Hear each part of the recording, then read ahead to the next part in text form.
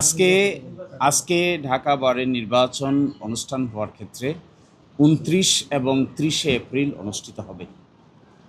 এর মধ্যে এখানে যারা উপস্থিত আছেন তারা সবুজ প্যানেলের সভাপতি প্রার্থী আছেন, সেক্রেটারি প্রার্থী আছেন, সিনিয়র ভাইস প্রেসিডেন্ট প্রার্থী আছেন, ট্রেজারার প্রার্থী আছেন এবং অন্যান্য সকলেই এখানে হাজির আছেন পূর্ণাঙ্গ প্যানেলের। এখানে মূল বিষয় হলো নির্বাচনটি যে আয়োজন করা হচ্ছে এটি সুষ্ঠু হবে কিনা এই আশঙ্কা দেখা দিয়েছে।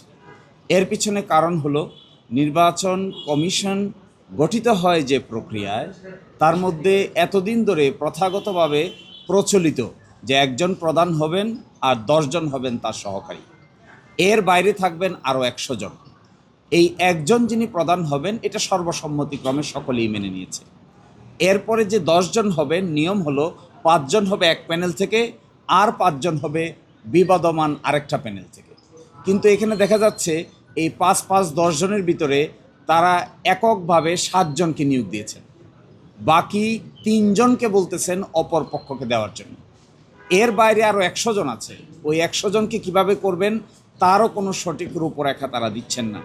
এখন দেখেন ৭ জন যদি এক পক্ষে থাকে তাহলে যেহেতু একটা ব্যালট পেপারে একজন একজন করে ২ জনের স্বাক্ষর লাগে, তাহলে ৫ জন যদি দুটো প্যানেলের হতেন, এই প্যানেল থেকে একজন, এই প্যানেল থেকে একজন গিয়ে ব্যালট পেপারে স্বাক্ষর করার কথা। কিন্তু ৭ জন যদি একদিকে থাকে তাহলে তো দুই পক্ষ থেকে লোক নিয়ে ব্যালট পেপারে স্বাক্ষর করার কোনো প্রয়োজন নাই, তারাই ২ জন মিলে এই ব্যালট পেপারে স্বাক্ষর দিতে পারবেন। এজ অফ টুডে, আজকে পর্যন্ত নির্বাচনে মানুষ কাকে ভোট দিবে কাকে ভোট দেবে না এটি বিজ্ঞ আইনজীবীরা ঠিক করবেন, কিন্তু নির্বাচন প্রক্রিয়াটাকে বাধাগ্রস্ত করা হচ্ছে, নির্বাচন প্রক্রিয়াটাকে বায়াস করা হচ্ছে, নির্বাচন প্রক্রিয়াটাকে একতরফা করা হচ্ছে। আমাদের এই প্যানেলের পক্ষ থেকে আমরা এই অভিযোগ লিখিতভাবে তুলেছি। আজকে বার কাউন্সিলের কাছেও এই ব্যাপারে দরখাস্ত জমা দেওয়া হয়েছে আজকে সকালে এই অভিযোগ করে। আমরা এক্সপেক্ট করব যারা এখানকার নেতৃবৃন্দ আছেন, প্রধান নির্বাচন কমিশনার আছেন, ওনাকে আমরা আহ্বান জানাবো আপনি অ্যাক্টিভ হন, আপনি প্যাসিভ হবেন না, আপনি কারো উপর ছেড়ে দিবেন না। নির্বাচন পরিচালনা করার দায়িত্ব আপনার, কিন্তু আপনি অন্যের উপর দোষ চাপালে তো কাজ হবে না।